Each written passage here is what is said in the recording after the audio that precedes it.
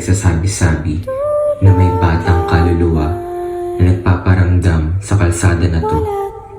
Kung minsan ay makakarinig ka raw ng iyak at humihikbing bata, tumatawa at sumisigaw ng hustisya. Dati, mayroon isang batang mabait, masipag at mapagmahal sa magulang. Siya raw si Berto. Isa siyang nanlilimos sa kalsada dahil sa hirap ng buhay ay ginagawa niya ito upang may pangkain sa kanyang pamilya at panggamot sa kanyang ina. Bata pa lang si Berto, ngunit mulat na siya sa realidad. Tuwing gabi, siya raw ay nagpaparamdam. Sabi nila, minsan magpapakita siya sa iyo habang tumatawid ka at mararamdaman mo lang na may kakalabit sa iyo at may bubulong na, "Ate, pare lang po."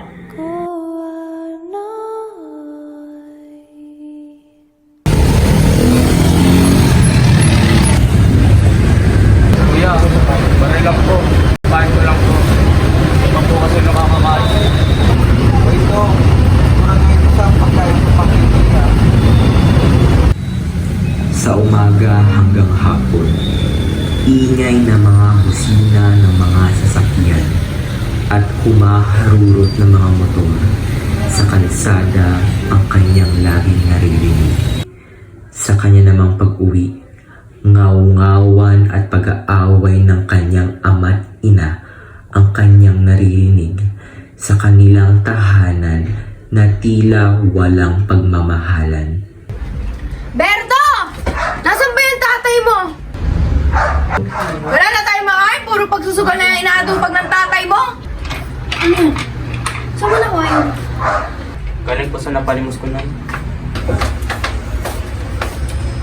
Oh, nandiyan na pala kayo. Oh, saan ka nagaling? Sa sugalan? Ano ba, Mario? Puro na lang yung pagsusugal na inaatupag mo, parang awa mo na. Wala na nga tayong makain eh. Wala ka nga matinong trabaho eh. Tumahimik ka nga dyan, Elena. Puro ka dada ng dada. Eh di ko magtrabaho. Oh, nandiyan naman si Berto para makapaglimos. Oh. Aba, ang kapal pala talaga ng mukha mo eh. Akala mo hindi ko alam na kumukuha ka ng pera sa pitaka ko? Lumayas ka nga rito. Lumayas ka! Layas! Oh, talaga. Lalayas talaga ako.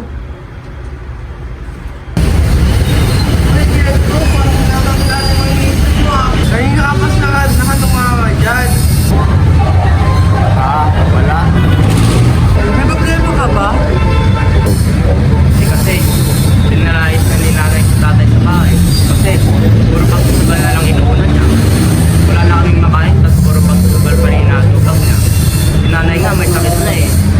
Tapos nangdakaw pa siya ng pera para lang may pangtayas. Grabe pala yung tatay mo. Tama lang siguro pinalayas ng nanay mo.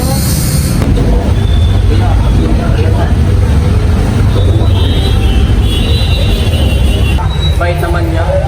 Buti pa siya nag-aaral. Paano kaya kung nag-aaral din ako ngayon? Siguro nag-aaral din ako ngayon. Gusto ko rin mag-aral eh. Pero wala. Wala yung pera mag-aral. Ay, tara na nga. Malinis tayo para may pangkain na tayo. Si Berto ay may mga matatayog na pangarap at isa sa mga ito ay ang makapag-aral. Ngunit maraming hadlang ang dumadating sa kanyang landas at ang pinakamalaki sa mga ito ay ang kahirapan. Sa kabila ng mga pagsubok, nananatili siyang determinado na labanan ang kahirapan at tuparin ang kanyang mga pangarap. Bilang isang bata ng kalsada, si Berto ay patuloy na umaasa at nagtitiwala na sa kabila ng mga pagsubok, mayroong liwanag ng pag-asa. Boy, Berto, doon tayo sa limit ng hapon. Marami doon. Sige, saan ba yon? Malayo ba yon? Hindi naman, tara na.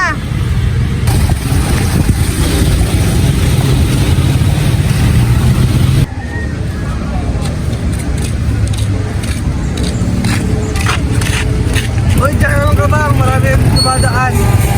Sige, salamat na. Magkita na lang tayo pag may pera na akong pagkain sa bahay. Mag-ingat ka ha. Ano ba? Ano naman oh, parang mamamatay na ako. Sige na.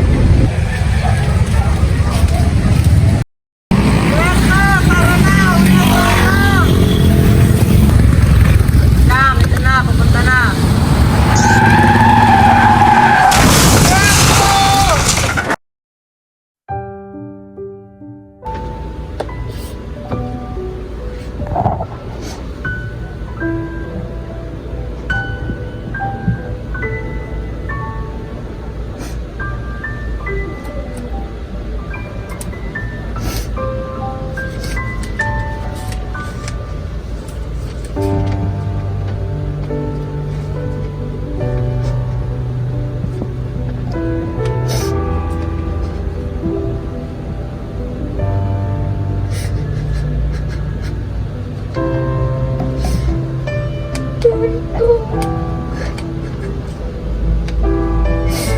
Ba't mo naman ako iniwan?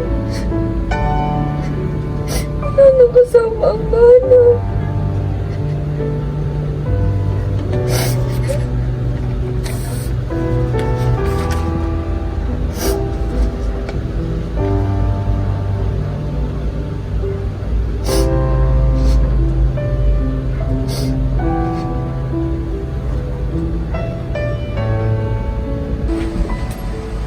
Oh, Elena, nasan si Berto?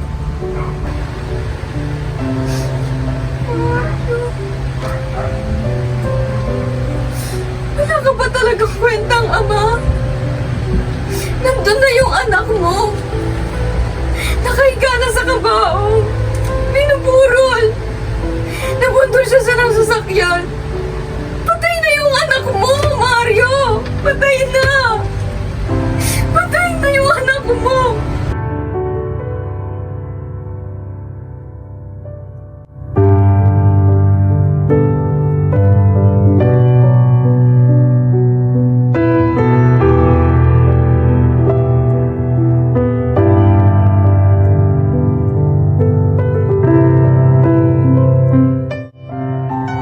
Ngayong wala na ako, sino na ang bubuhay sa pamilya ko? Sino magbabantay kay nanay? Paano na si nanay? Magbabagong buhay na kaya si tatay? Paano ang kaibigan at kasama kong animos? Kakayanin kaya nila na wala na ako?